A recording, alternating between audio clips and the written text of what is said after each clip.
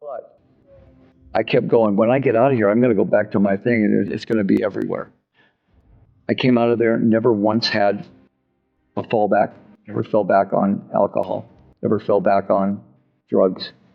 39 years, 38 years. So God literally took it away from me. So you don't describe it as you were cured, you say you were healed. Yeah, people would say, well, you're a cured alcoholic. And I go, no, I was a healed alcoholic. What's the difference? Well, God took it away from me. Even the doctor said, it's impossible that you don't at least fall off the wagon 3 or 4 times because you're the classic alcoholic.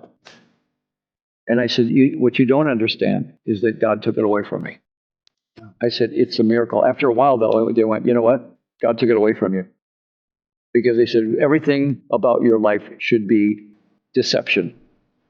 That's what an alcoholic and a drug addict does. They put on this air that they're cured, but back here they're doing this and they're doing that. That never happened.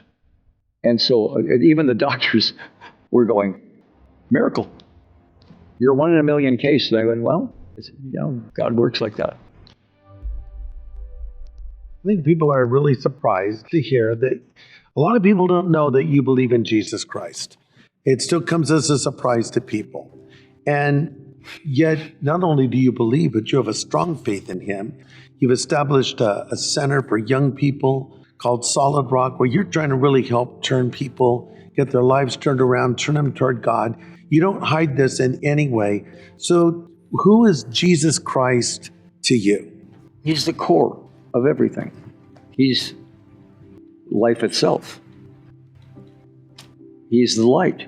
If we don't all revolve around Christ, and we're way out in space somewhere.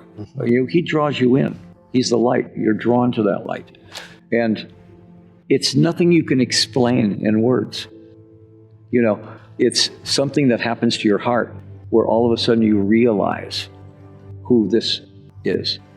And you realize, oh my gosh, I'm not worthy of this.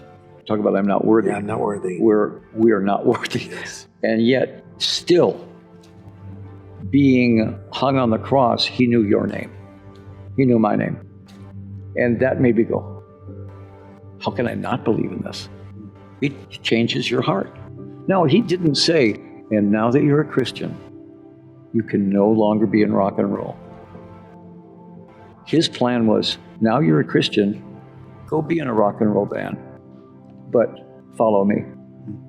Be Alice Cooper. And that's what Christians don't understand. I can be Alice Cooper, and I can't tell you how many emails I get saying, that song you wrote, Hey Stupid? Yeah, changed my life. I was getting myself that song spoke to me. Some of the songs that don't make any sense at all, they go, I turned to Christ because of that song. And I go, that song? What? It spoke to them differently. It said something differently. So now, when I write, I always try to have some lyric pointing towards Christ.